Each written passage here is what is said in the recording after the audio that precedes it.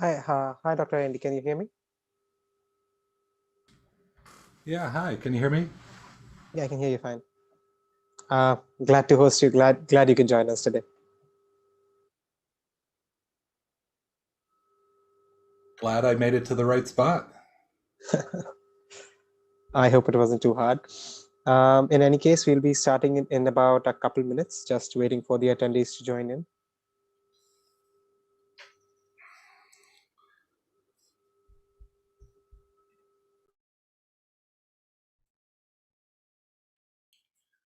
Got it. I guess I'm looking forward to everybody's advice in terms of whether people would prefer to have a conversation or a presentation or something different. Usually we start off with the presentation, but I think the conversation becomes an important aspect of the talks towards the end.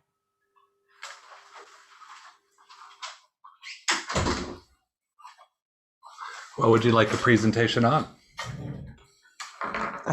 I hope you could talk to us about your work at the various organizations you worked at, and also the impetus behind IGEM. I think a lot of our members are interested in IGEM, our parts of various teams from all across the globe. So I think that perspective would be helpful for all of them. All right.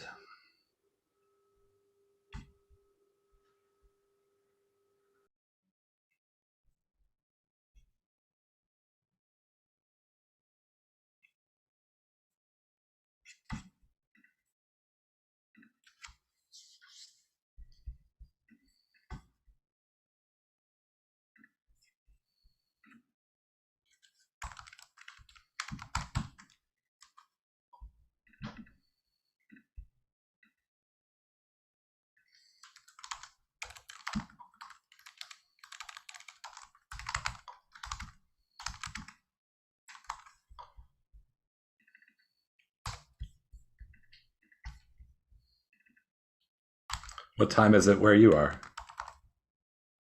It's about 8:30 at the night for me. Uh-huh. We're 12 hours apart. Yeah, almost 12 hours. Yeah, it's 12 and a half hours, I think.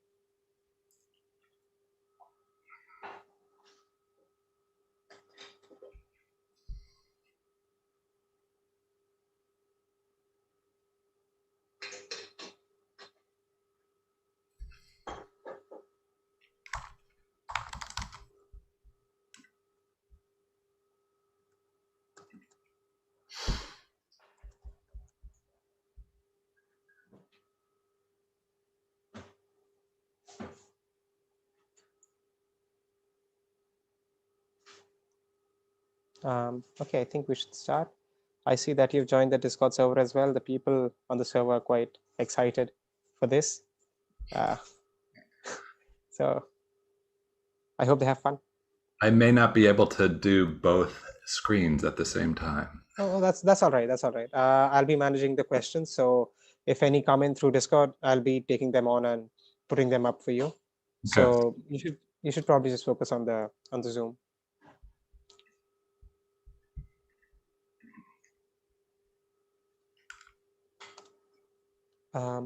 Okay, so let's just begin. I'll be beginning with a short introduction to Dr. Drew Endy's work.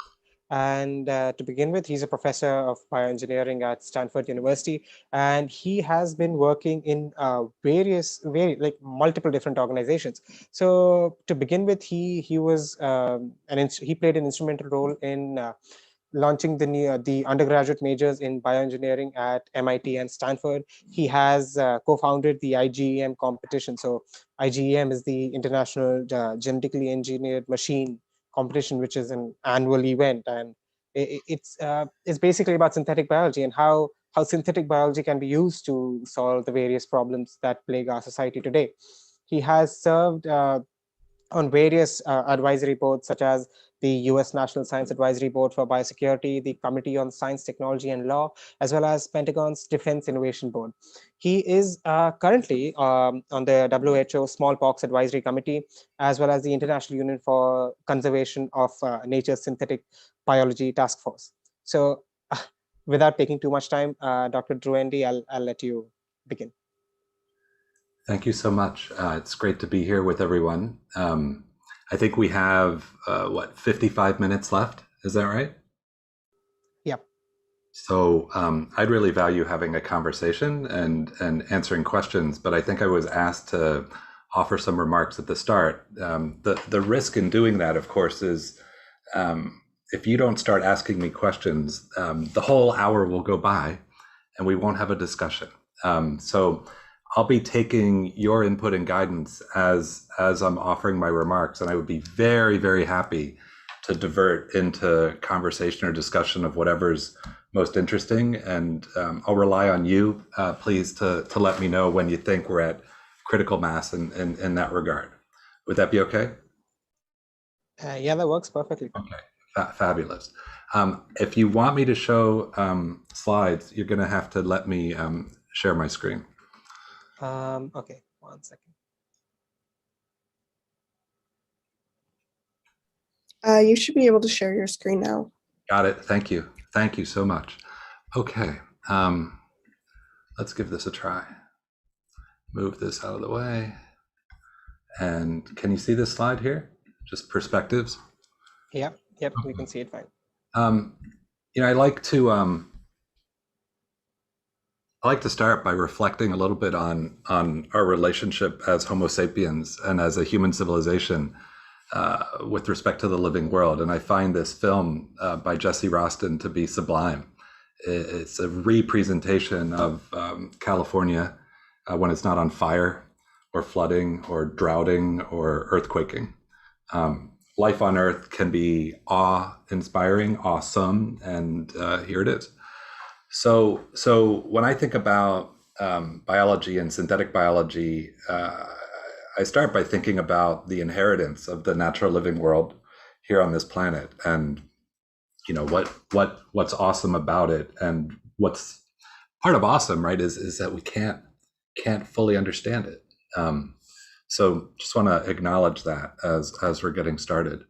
From a colonial U.S. perspective, we can have different representations of biology and its capacity to make stuff and how we tell stories about that, for better or otherwise.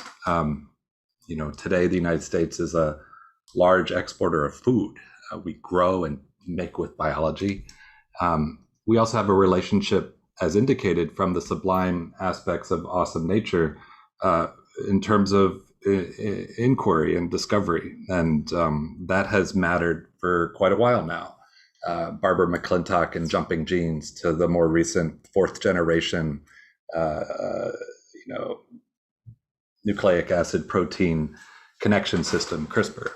And then, of course, as a species with opposable thumbs, as we've gained these understanding and capacity to tinker, we've applied our interest in doing useful things and our compelling instincts to do useful things, and now we have biotechnology.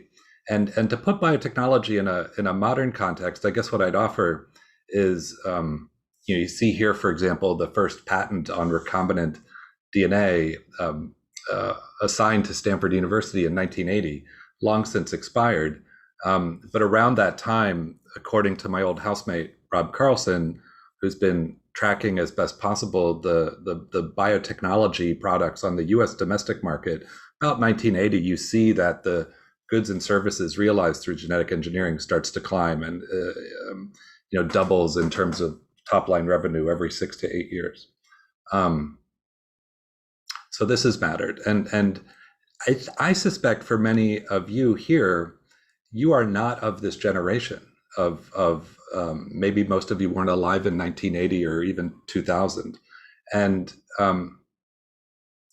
I'm in between, I would say, the generation of students, the students in college and high school now and the iGEM, and this original genetic engineering generation. So I found myself in this intermediate position. If it's almost like a midwife. I is my role, trying to help whatever's appearing next, the next generation of biotechnology, the second genetic engineering generation, to arrive and flourish. And so a lot of what I've seen is sort of in this in-between mode between the first and second genetic engineering generation. I should mention here that of course, a lot of people don't understand biology and biotechnology, and so the economy, jobs, and money becomes a proxy for reality in a lot of conversations beyond science and engineering and the esoteric aspects of research. So if you go to have a public conversation, this one-dimensional representation of the reality of biology, biotech, synthetic biology is useful, but then simultaneously, short-sighted would be one way to say it. What does this look like if you haven't seen it, right? So you can make industrial intermediates through engineered yeast. This is farnesene in the top left. You can do recombinant papaya to make resistance to ring spot. A local bottom-up solution to a pest, recombinant medicines, and more recently, I would put into the bin the work of MicroWorks, Ecovative, Bolt, and others to take existing feedstocks like lignocellulose, and instead of trying to turn them into a bulk commodity product like a biofuel, let's make more interesting things like surrogates for the skin of vertebrates grown from sawdust as opposed to pasture.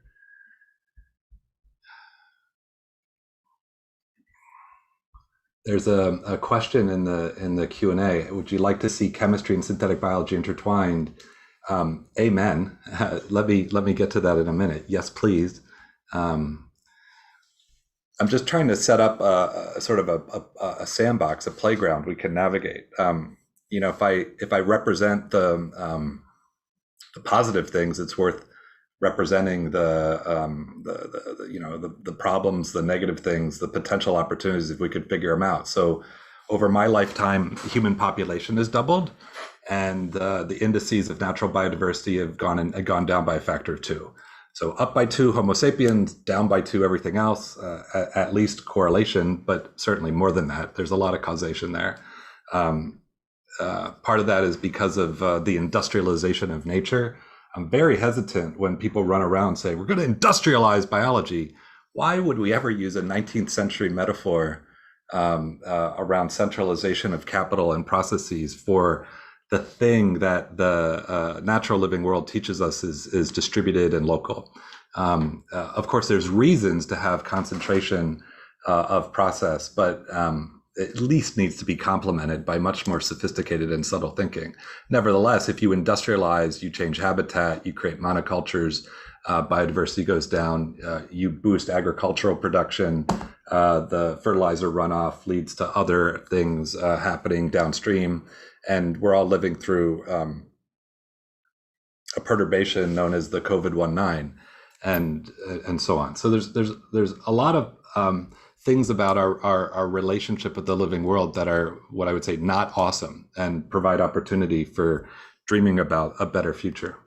And so as I sort of set up into the science and so on, I want to reflect on that and take stock of this famous speech by Martin Luther King Jr. in civil rights movement in the United States. His speech, if you've heard about it, you'll know what the name of the speech is. But let me for everybody just remark on what the name of the speech was not. It was not "I have a plan." It was not "I have a vaccine," or "I have a petri dish," or "I have a bioeconomy," or "I have an emerging technology," or it was "I have a dream." And so, for each of you and all of us together, the genius of this speech is it allows for a tool called a dream, and in this case, a positive dream, to be put forward in a way that can orient a collective, so that people can co-labor together in advance of making a reality true.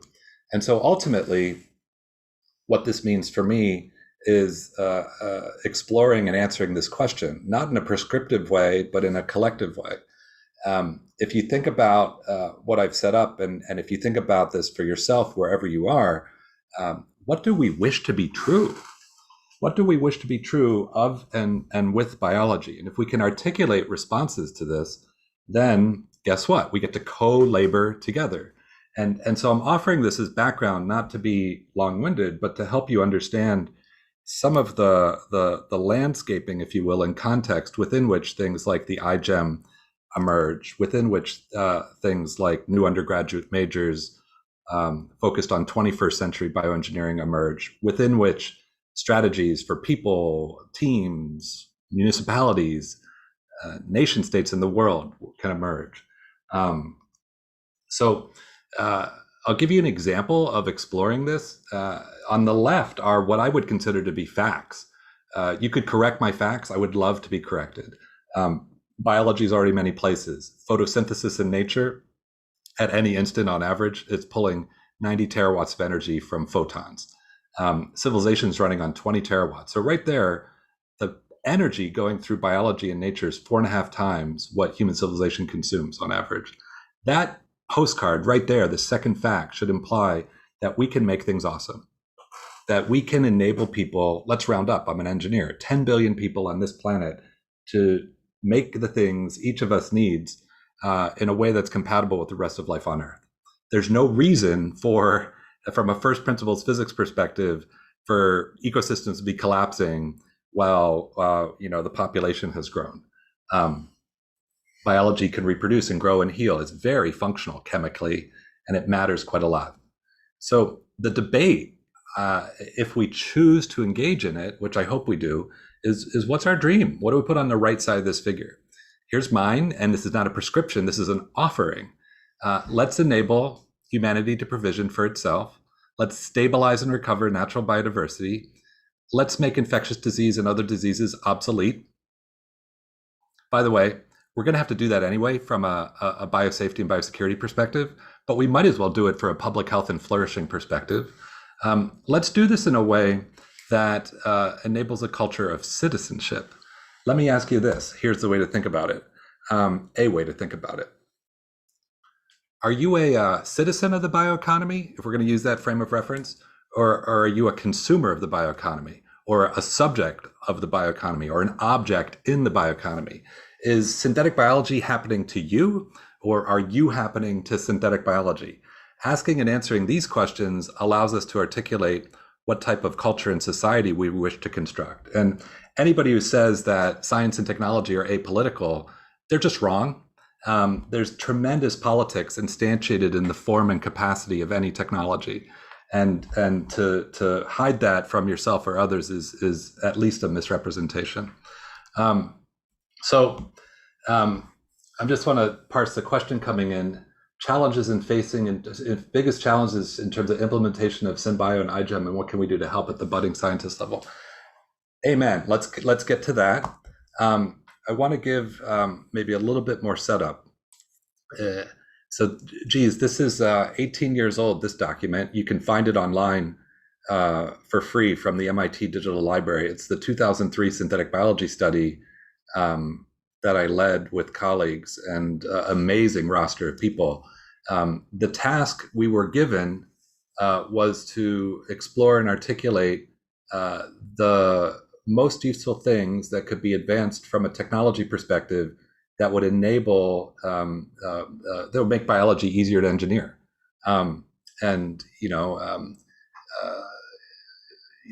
Frances Arnold, still at Caltech, was on the study, well known now for her Nobel Prize. Jay Kiesling, pre-Artemisinin on the study, Tom Knight, now at Ginkgo on the study, Randy Redberg leading the iGEM on the study, Jim Collins now at MIT on the study, but also people like Lynn Conway, who if you're coming to this discussion today from chemistry or biology, you might not know about Lynn. So Lynn was an electrical engineer, is an electrical engineer, and worked at Xerox PARC in the 70s and around then, and worked with Carver Mead to figure out how to decouple the design of computer chips from the fabrication of the silicon. Prior to her work, if you were designing a computer chip, you were next to the people who were making the computer chip, and you were very closely connected in terms of how to design your computer chip for that particular way of making. Lynn and Carver figured out how to decouple that by simplifying the design, basically. And as a result, you could have one group of people design a computer chip over here, and another group of people build a computer chip somewhere else. If you go to MOSIS.com, I think it is today, that's the Metal Oxide Semiconductor Implementation Service, and you can literally, if you navigate that whole interface, figure out how to get a chip built at whatever nanometer resolution you want. They're offering, at Taiwan Semiconductor and so on and so forth. And like suddenly you, not IBM or not Intel or not Qualcomm or so on, like you can get a chip fabbed on a many billion-dollar facility, not a production run, but a research run. So imagine talking to Lynn and exploring the question, how do we make biology easier to engineer? She says, go meta, is her response. And of course, we're informed by decoupling design and fab. And so what comes out of this study is, oh, right, by the way, you know what Lynn did in 1978? She took her technical ideas and started a tiny little class at MIT that allowed students to access these capacities and learn how to build integrated circuits on silicon. And does that sound familiar? Because that is the operational inspiration for what becomes the iGEM competition that was mentioned. Like literally just running that playbook, but adapted for synthetic biology. So just to give you a sense of what was happening. Now, what comes out of this is three things shown on the bottom right, and this gets really messed up in the last 20 years, or it's gone in a particular way that doesn't really represent the sophistication of the thinking. So the three recommendations we made, the easiest one to understand is the one I was just talking about, number 3. Decouple the design of a living system from its construction. And of course, right in the middle of that, it's going to be DNA synthesis and the chemistry of DNA synthesis. If we can make this happen, then you can be the designer and I'll be the general contractor, or vice versa. It doesn't matter. We get expertise and focus. But the key thing here is the decoupling of the workflows, so that some people can be expert in design, others can be expert in building, others can be expert in measurement, and so on. The other two recommendations were coordination of labor through standards and management of complexity through abstraction. Maybe we'll come back to talk about that or not. But when I mean this has gone a little bit sideways over the last 20 years, instead what we've gotten is a very narrow view of what's called design, build, test, learn, design, build, test, learn, design, build, test, learn. And mostly what people have been advancing is go around that cycle more times in parallel, more cheaply. It's very limited improvement in going around that cycle more smartly or going around that cycle more quickly. And the consequence of that is, to the question posed around the biggest challenges we're facing in terms of implementation, if you only invest in improving this engineering cycle by going around it more times in parallel through your big bioworks or your big living foundry or your big biofoundry, then only people with access to concentrated capital can participate to a first approximation. And of course, the people doing these types of big concentrated things are well-intentioned and smart. It's not like they're evil per se, but they're just navigating the system practically, and it's the only thing that the way the resources are flowing you can get off the ground. But it's worth right now taking stock of what's not happening. So if you're operating biotechnology project and you don't have access to a bioworks and you need to solve a problem locally, you need a totally different infrastructure, right? You really need standard biological parts that work well, because you're not going to be able to afford to do 100 experiments just to find the thing that works. You'd like the first thing you put together to work. And so that's an example of what I mean, where sort of technology is not technology. It instantiates a culture, it instantiates a politics depending on the form of technology, who can practice it where, for what purpose. Stated differently, if you think about the personal computer, there's very little, if you think of that as a revolution, there's very little technology revolution in the personal. It's not like the transistor physics changed. Of course, it got a little bit incrementally different. Like the revolution in the personal computers in the first word, It's personal. It changed who can compute where for what purpose. And so that's an example of form and implementation and the relationship to protagonist that matters quite a lot. When I think about biotechnology, it's like, who can practice biotechnology where for what purpose? There's a question in the chat around how to have productive conversations regarding science policy with politicians. It depends where you are, and it depends what the politicians care about. And you could remove the word politicians and just say people. How to have productive conversations regarding science with people, or science policy with people. But let's stick with politicians for a second. What do they care about? Hopefully they care about their constituents. They certainly are going to care about getting reelected. What's the relationship between those two things? Oftentimes it's going to be jobs and money, or there's going to be other things surfacing. For example, bilateral competition among nation states. Is your country an emerging or declining biopower? How come we're using Chinese hamster ovary cells? That doesn't even make any sense. But if you said that, like, you'd get some attention. So I think it starts in general with empathy for the person one's having a conversation with.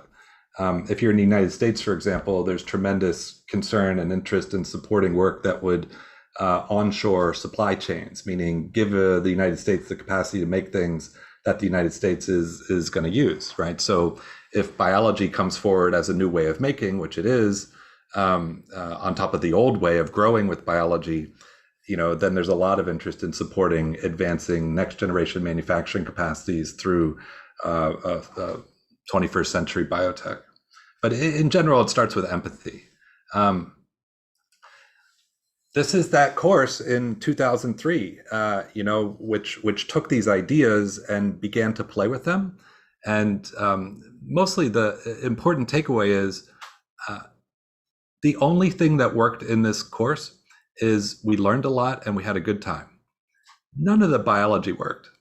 In fact, when we placed the DNA synthesis order, we could only get 30 of the 60 DNA fragments that we ordered delivered back because we didn't know how to decouple design and fab reliably. We had to debug that months later and get variable copy number plasmids that had a different load on the cell in which the synthetic DNA was cloned into. And, like 7 months later, we got 58 of the 60 things we ordered, but who knew if anything worked? So the most important thing in the doing of this is just like the getting going and learning by doing, as opposed to imagining you're going to figure it all out, or somebody else is going to figure it all out and then they'll tell you the right answer. That's rarely been true in my case.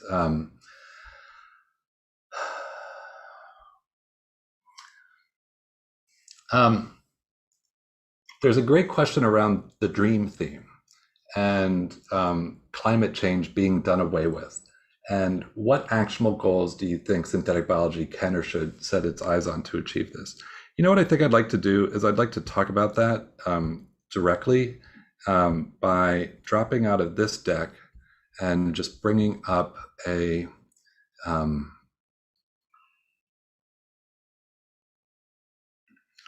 different deck. Because I think this is maybe the most important thing we could talk about. So let me go deep on dreams and link it to climate. Dreams are a type of tool that we use to make sure that we are happening to things. Just want to make sure you can see the slide. You see the white and blue text? Yeah, we see them. Thanks. Thank you. Are you happening to emerging technologies, or are emerging technologies happening to you? Right. So that's just a way to think. So let me give you an example or a framework. There are, in the simplest way of thinking about dreams as tools, there are two types of dreams: the nightmare, or what I'll call the negative dream. The thing about a negative dream is it comes at a cost. If the people have to believe that the negative dream is happening before there's collective action sufficient to do anything. I'll give you a US domestic example. About 100 years ago, a little longer than that, Baltimore, the city in Maryland, caught fire. It was such a big fire that fire trucks from neighboring cities, Washington, Philadelphia, came to help. But when they got to the city of Baltimore, they couldn't connect their hoses to the fire hydrants. Why? Because prior to that, nobody had figured out how to get people to agree to standardize the couplings between fire hydrants and hoses. So the city burns down, right? Literally a conflagration. Well, as horrible as that was, thank goodness for that, because that created enough political capital for everybody to coordinate. Like, humans hate coordinating. Who wants to do this, agree on how to behave? But when a city burns down, there's a little bit of motivation there to not let that happen again. And so as a consequence, we got a standard coupling in the US for fire hydrants and hoses. So that's an example of like something bad needs to happen before you get collective action. The question about climate change brings forward the following observation: is our thinking about climate as a future, is it positive or negative? And I'm setting this in parallel to the reality of it, but like, how do we think about what's happening? And it's pretty obvious that we're using a negative frame. And so the consequence of that is like, wow, climate change, that's so, is anybody going around and go, climate change is amazing, I'm so excited about climate change? A few people are, because they think they're going to be advantaged by the ice clearing in the north and new shipping routes. But like, mostly no, like mostly nobody's super excited about climate change, right? And also imagine if you're like a really conservative person who doesn't like change in the first place, and now somebody's telling you about climate change. I don't want that. So I'm going to call it out. Climate change is just a total blunder of the first order. It's a negative dream that makes the bad future inevitable. Climate change makes climate emergency inevitable. And here we are, right? We're heading right into it. So let me give you some funny words, right? Like, what would you how about, what would be like a positive dream of climate? Climate awesome? Or you tell me, like, what would be a positive frame? So positive frames, just to give you the other side of the coin, positive dreams enable collective action in advance of reality. How do you get 3% of the economy, putting Whitey on the moon, as the poem says, right, in the United States? You put forward a positive dream, like, we're going to the moon and we're bringing the people back. Their example, Martin Luther King Jr. had a positive frame, a positive dream, right? Climate opportunity makes climate awesome possible, perhaps. Let me bring this back to synthetic biology and why I think it's essential. So I'm going to start with something that's not biological, that's material science. You can see these photovoltaic solar panels, I hope. Stanford University has a solar power generating station down in southern central California, Kern County. And the first installation we put in provides half the campus's electricity. And then we did it again. So we're done to a first approximation. We got to transport the electricity here, which is fragile. But what? In the last decade, we've just literally zeroed out our electricity load on fossil as one institution. Now, when you think about a solar panel as a person, at least when I do, I usually think about it from the perspective of money. How much does this panel cost? And how much is the electricity worth? And do I ever get my money back? What's the return on investment, or ROI? But nerd out with me for a second, and let's think about this from a first principles physics perspective. How much energy does it take to instantiate the panel and install it? And how much energy does the panel produce over its lifetime? And do I ever get my energy back? What's my return on energy, or return on joules, Joules, right? If you looked at the photovoltaic panel industry as a sector in 2010 or earlier, this ratio of return on energy is less than 1, as I understand it. But much more recently, with improvements and scaling, the ratio has gone above 1, so we get our energy back, and up quite a lot more. So I think I have it on this next slide. I do.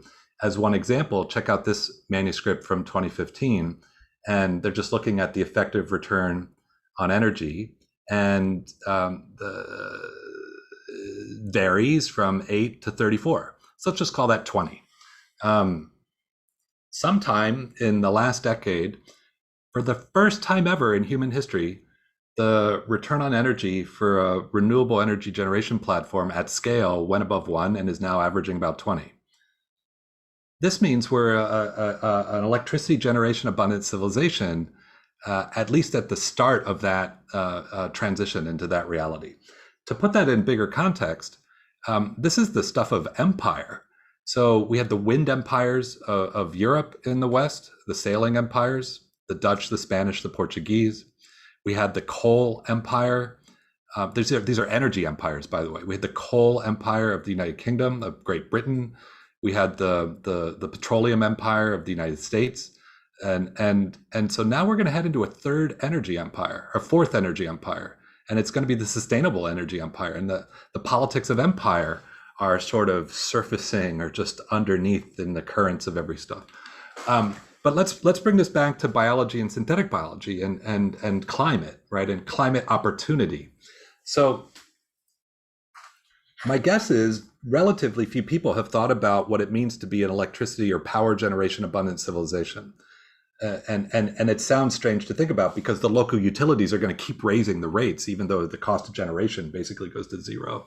But you got to zoom out and not get caught in that, and we'll have to fix that separately.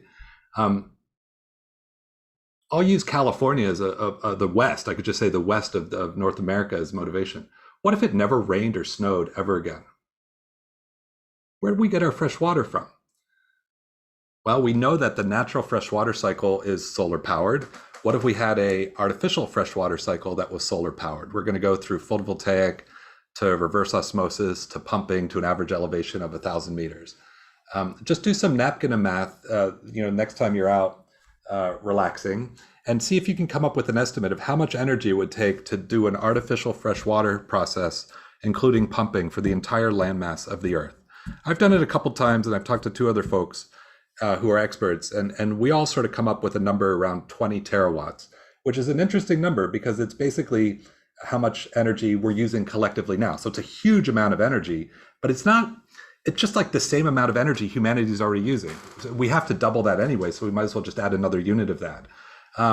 So as a total worst case scenario, I can at least napkin math and say, maybe I should invest more in solar panels than storage tanks for rainwater, because if I solve energy generation and scale that, I'm just going to be able to do a lot of other stuff, right? So when joules aren't limiting, lots of things can get fixed. Let's link this to biology. So here are 2 papers, and this is an example of chemistry and material science connecting into biology, biotech, synthetic biology. A representative postcard on the left, you can take electricity, split water, fix carbon, and make a single carbon organic molecule known as formate. And that's been established for a couple decades now. On the right, we see more recent examples of re-engineering the metabolism of microbes that might normally grow on glucose to instead grow on formate. And when we do the napkin math, at our group meetings out here, right now it looks like you can go from about a kilowatt hour of electricity to a gram of biomass in theory. And when I talk to the folks who are experts in the chemistry and catalysis, this side, they think they can boost what a kilowatt hour produces in terms of formate and get this up still higher. What's pretty interesting to me about this is what this means is anywhere I can get electricity and air and recycle some other things, it looks like I'm going to be able to build with biology. And also, obviously, what's interesting is I can put a solar panel in a place where I might not be able to have an agricultural field, as we saw with that energy generating station. So here's something I'd like to see made true this decade. I call it the PB. I mentioned the personal computer previously. How about the personal biomaker? What comes into this box is power, biocode, internet, and air, which is going to basically be a carrier for nitrogen, carbon, water. And if we do this right, what comes out of the box is whatever the biology can be programmed to make. So how does this impact climate? Well, the first thing, right, we've talked about is if we're power generation abundant, that's going to give us freedom to operate with a lot of things. If we can use electricity and air to support biomaking, then that 90 terawatt cap on photosynthesis is a natural ceiling, but the synthetic ceiling is just coupled to how much electricity we can make. And if we can enable people to make the things they need locally by growing them, then we can remove things like transportation emissions.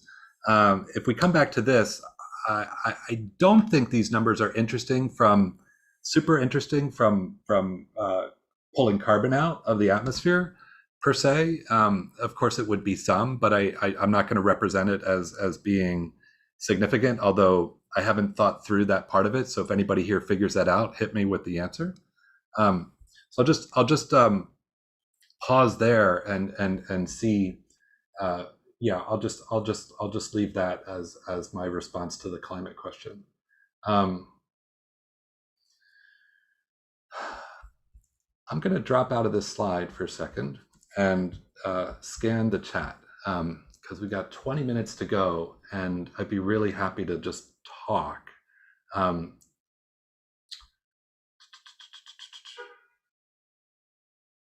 Yeah, that's all right by us, Dr. Endy.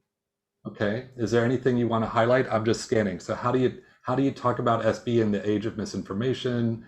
Pandemic, bad things need to happen. Actionable change, negative things take place. Wouldn't positive dream version of climate change be climate control? That's interesting. It's really interesting comment, Vadim. Talking about biotechnology, there's still a lot of GM crops that have not been cleared by governments or the bioethics committee. Yeah. Okay. I've gotta get to something. This is important. Be patient with me. I'm gonna try and find a video I was not expecting to show today. I think I've got it. Just let me load it up.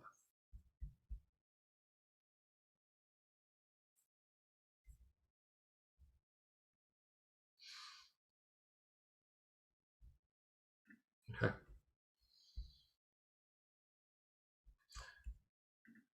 Sharing my screen again.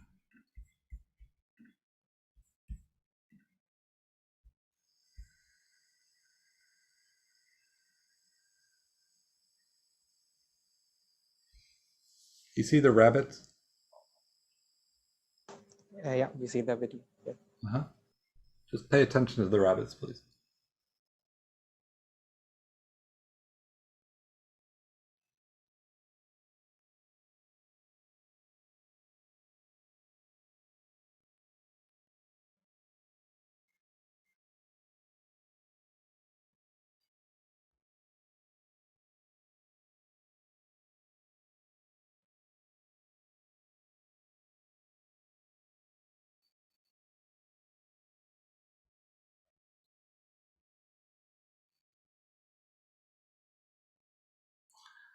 So this is pretty esoteric, but Huizinga in 1938, 1937 published some work on what he called Homo ludens.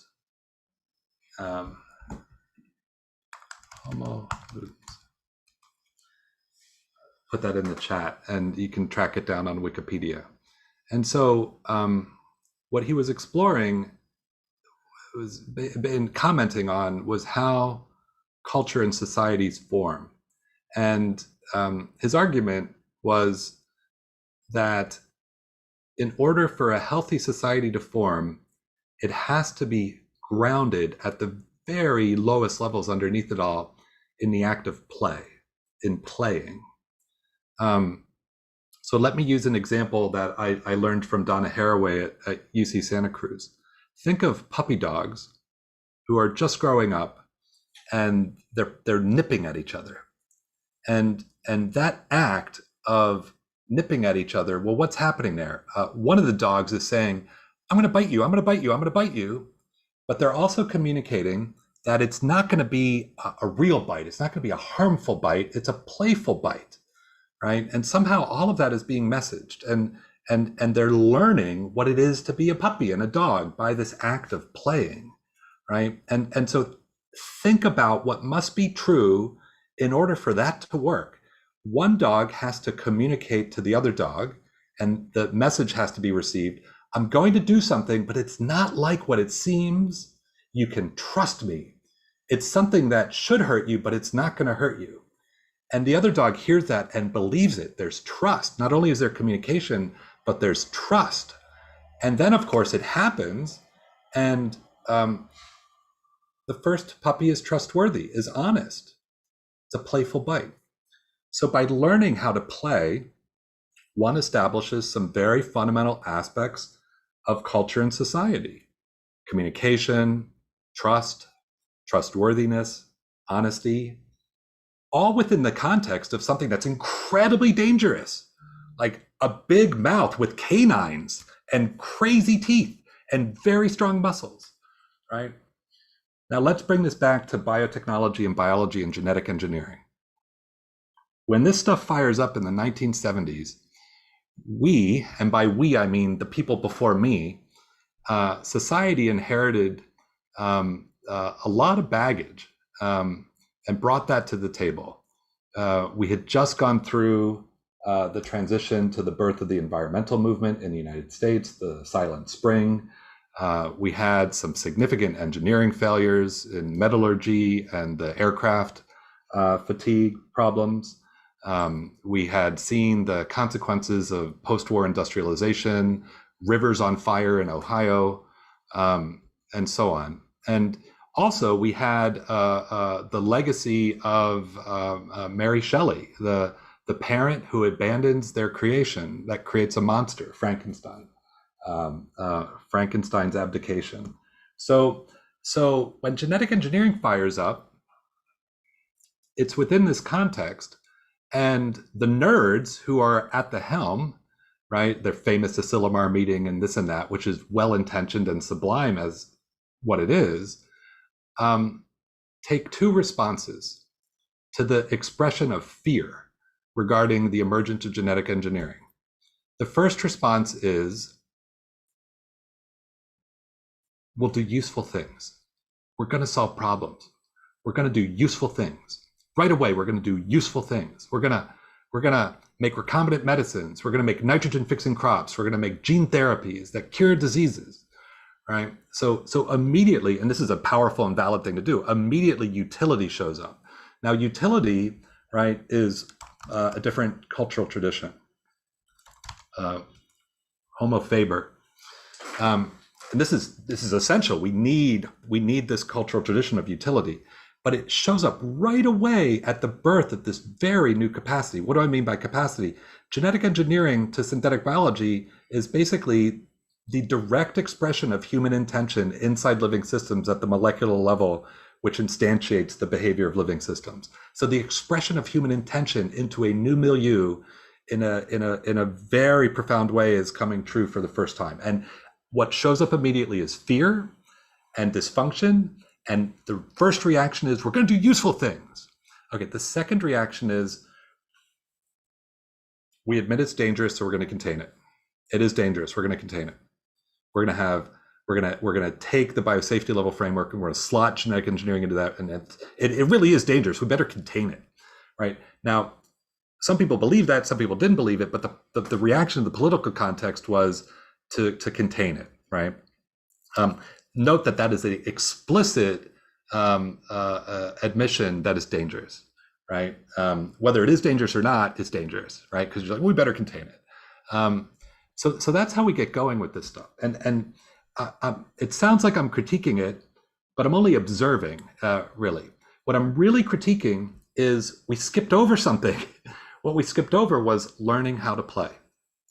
And if you parse what Huizinga's saying, and you think about all the possibilities that we can imagine for the future in terms of making true with biology, in terms of partnering with biology, in terms of building with biology, if we don't fix the foundations of our culture to learn how to play with biotechnology, and I don't mean play in a frivolous way, I just mean play in a way where we are faithfully communicating our intentions, we are being honest, we are being trustworthy. If we don't learn how to do that all together, then the only thing we're going to have is this utility layer and fear layer floating on top of nothing. And that's just going to promulgate, dysfunctional conversations, people talking past each other, people being afraid, right? And other negative outcomes of an improperly grounded culture. We didn't do it on purpose, but maybe we just did it instinctively. With the iGEM, for example, gosh, there's a little bit of playfulness in the operation of that, in the origins of that. Of course, there's a lot of utility too, but it allows for a sort of different frame of reference to emerge.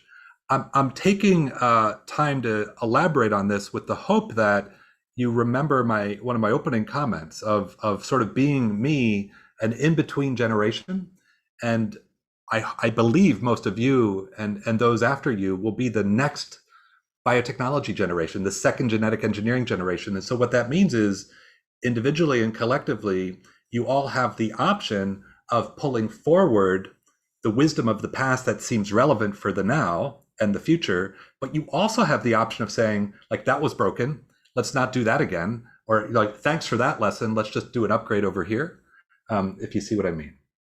Let me drop out of this. Hope you enjoy the rabbits. What else do we got? So I meant that a segue or elaboration to Huizinga as a response to the question at 8:35 around biotechnology, GM crops, governments, and bioethics. Like a lot of what I see happening at that level, those are proxy conversations that are distractions, and the root issues remain unaddressed. And so that's why I wanted to give you that line of sight. Okay. How should climate change be dealt with?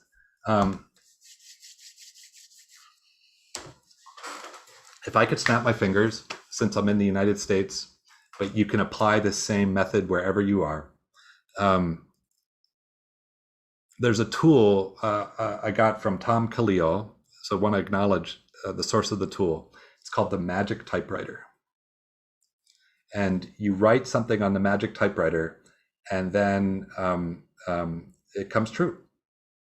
So, for example, wherever you are, imagine the head of your government. You've written something on the Magic Typewriter, and that's the press release from the head of your government tomorrow. All right. So if I was applying the Magic Typewriter to how climate change should be dealt with, here's one of my answers. This is going to be for the United States. 25th of July, 2021. Today, President Biden announced the creation of a new federal department, the Department of Awesome. The mission of the Department of Awesome is to make things awesome. And then fill in the rest from underneath that as you can imagine it. I think if we go down the path we're on of dealing with climate change in response to what we're doing, we're going to experience the climate emergency, and we're going to experience all the harm and dysfunction that will derive from that. And it's not going to be awesome. It's going to be horrific. If you want to read sublime writing on this topic to help you imagine how bad it can be, see the first chapter of a book by Kim Stanley Robinson called Ministry for the Future.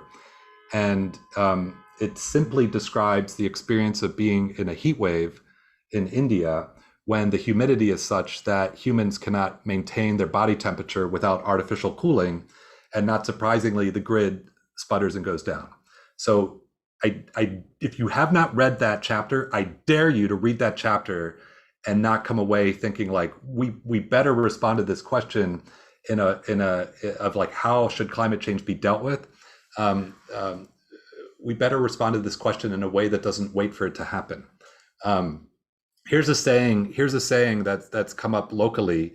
Like Stanford, we have a school of engineering, we have a school of medicine, we have a school of law. We're going through the discussions to start a new school called sustainability, where the mission of the school is humanity and the planet flourishing in perpetuity. And one of the things that comes up in those conversations is the following.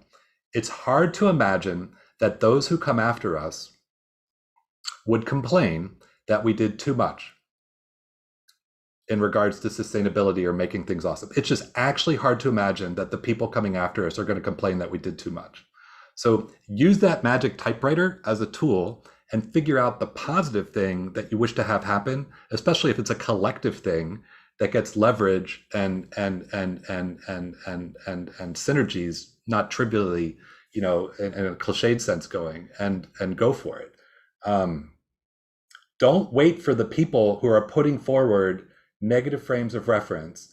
Don't wait for the people who are bureaucratically floating sustainability development goals that he's like, they're laudable, but if the bureaucracy is not all in on making them get delivered, it's bogus, right? It's like, this is not at anybody. It's just exhortation to stand up and work together and make things awesome, because I can faithfully represent, if you're parsing some of what I'm saying, for the first time in human civilization, for the first time in human history, from the nerd's perspective, the joules, the bits, the atoms, the energy, the knowledge, and the stuff that we need to flourish individually and collectively, we can do it.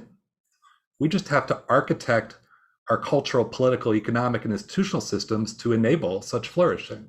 Note that many of the systems we're operating within were developed, I can restate this. All of the systems we're operating within were evolved culturally within a context of scarcity. And so their architectures are optimized for maintaining stability in a context of scarcity. If it's actually possible to provision in abundance from a first principles physics perspective, we're going to have to scrutinize and constructively upgrade. I'm not talking about blowing things up and remaking, but it's like, how do we get to the flourishing future from where we are?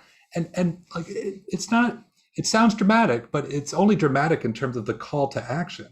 The drama is in the individual decision to let's go do it. Okay, sorry about the sorry, not sorry. I believe people enjoyed that.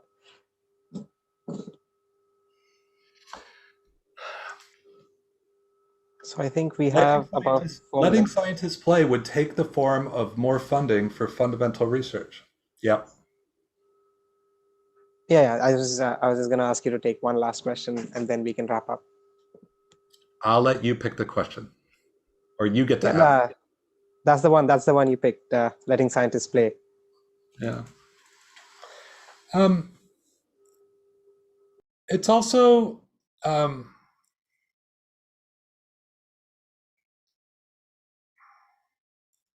each of you is a scientist or can be a scientist, right? So more funding for fundamental research, sure. I'm so impressed by the science that happens outside of the biomedical research enterprise, right? And so I think it's appropriate to increase the science budgets, especially for fundamental research. But I think it's also appropriate to celebrate and enable others doing science as a vocation, as a hobby, as a passion, and enabling people to be. Well, here's a question. Here's a question to respond to this question, but like to reframe it. What does it mean to be a citizen? What does it mean to be? And usually, when you think of a citizen, you mean like of a place, of a nation. But I want to reframe that. And what does it mean to be a citizen of a time? What does it mean to be a citizen of the 21st century? What capacities and responsibilities should be accessible to all citizens? The interesting thing about citizen science is the word citizen, right? That's what's distinctive about it. And so if you're boundary of who a scientist is the person working at the industrialized scientific institution that's doing, expensive science. Like, yeah, let's get more. I'm self-interested in this regard. Let's get more support for fundamental research. I'd love that, right? I've been cash limited forever, but I think let's acknowledge and celebrate that who's a scientist and who has the option of being a scientist and who can practice science where for what purpose. Remember the personal computer revolution, right? Remember the personal scientist revolution, right? Or maybe we have to make that one anew. So I love that question, but just want to expand the response. That was a lovely talk, Dr. Endy. I believe every single person here had fun, and this Discord chat is going crazy. Every single one of them loved it. Thank you for hosting me. Thank you everybody for being here. I'm new to Discord apparently, so I'll have to sneak over there and see what that looks like. Yeah, it can be quite daunting initially, but don't hesitate to email us or ask us in any question you might have. Okay. We hope to see you more on Discord, and people are asking for a part 2 already. So let's see if we can schedule that for some time. Great to be here. I'm sure anybody here can track me down. Endy at stanford.edu for email, and Drew Endy on Twitter. All right. That's awesome. Thanks. Bye. Bye-bye.